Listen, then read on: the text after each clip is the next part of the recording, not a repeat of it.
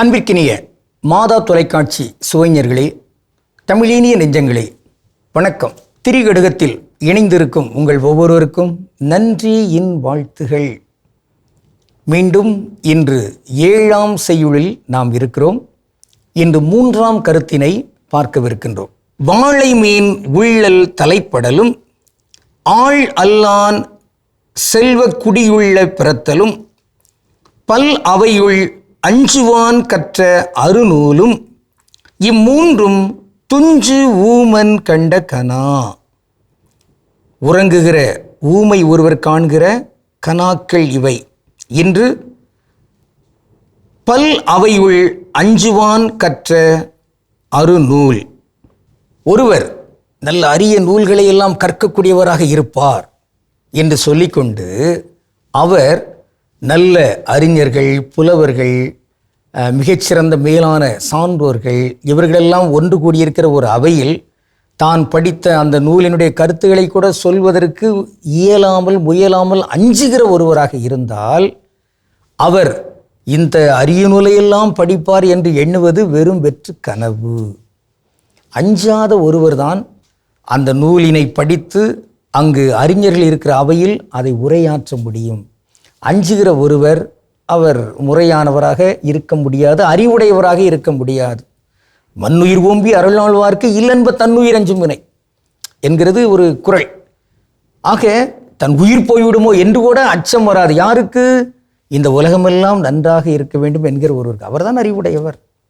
ஆக அப்படி அறிவில்லாதவர் எப்படிப்பட்டவராக இருப்பார் என்றால் அதை வள்ளுவர் கூறுகிறார். நாம் அதை பார்க்கலாம்.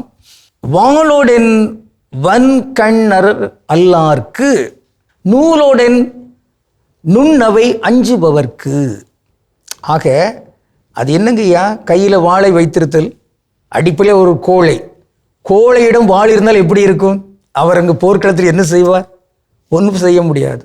அதை போன்றுதான் நல்ல சான்றோர்கள் இருக்கிற ஒரு அவையில் பேசுவதற்கு கூட துணிச்சல் இல்லாத ஒருவர் அங்கு நூல் படித்திருக்கிறாராம் என்று சொல்வது என்பது அது எதற்கு? பயனே இல்லை. வாள் என்பது அவருக்கு வீரத்தை கொடுப்பதல்ல, வீரம் இருப்பது வாளை பயன்படுத்துவதற்கு. அதை போன்றுதான் இங்கு நூல் படித்தல் என்பது அறிவாற்றல் என்பதல்ல. அங்கு துணிச்சல் மிக்கவராக இருந்து புலவர்கள் இருக்கிற அந்த அவையில் உரையாற்றுவதற்கு, பகிர்ந்து கொள்வதற்கு தெரிந்திருக்கிற ஒருவர் தான் அறிவாற்றல் மிக்கவர். அப்படிப்பட்டவர் தான் நூல் படித்திருக்கிறார் என்பதற்குரிய அந்த சான்று அது சான்றாக அமையும். எனவேதான் இங்கு தமிழர்கள் எழுதுகிற பாடல்கள் இப்படி சொல்றாங்க தானே, அச்சம் என்பது மடமையடா, அஞ்சாமை தமிழரின் உடமையடா, ஆறிலும் சாவு நூறிலும் சாவு எப்பவும் வரட்டும், ஆனால் அஞ்சாமை என்பது தமிழர்களுக்கான ஒரு தனி பண்பு. அது பகத்சிங் போன்றவர்கள் செய்து நிகழ்த்தி காட்டியிருக்கிற ஒரு உயரிய பண்பு. அடுத்த 5 நிமிடத்தில் அங்கு தூக்கு மேடையில் தூக்கு போட போகிறார்கள். அந்த நேரத்திலும் அவர் படித்து கொண்டிருக்கிறார். எந்த நூலை? லெனினின் வாழ்க்கை வரலாற்றை. புரட்சியாளர்கள், இப்படிப்பட்ட மேதைகள். அவருக்கு என்ன அச்சம்? ஆக என்றாவது ஒரு நாள் உயிர் போக போகிறது. அது இந்த ஒரு நேர்மையான நன்மையான நோக்கத்துக்காக உயிர் போகிறால் போகட்டும். அத்தகைய அந்த துணிச்சலை இங்கு அறிவு படைத்தவர்கள் நடுவிலும் இங்கு தன் அறிவை வெளிப்படுத்துவதற்காக ஈடுபடுத்த வேண்டும், பயன்படுத்த வேண்டும் என்பது இங்குள்ள ஒரு சொல்லாக இருக்கிறது. அந்த வகையில் இந்த 3 நாட்களிலும் நாம் பார்த்த அந்த திரிகடுகம், சுக்குமிளகு திப்பிலி, அது ஊமையர்கள் கண்ட கனவு போன்று நம்முடைய செயல்கள் இருந்துவிடக்கூடா.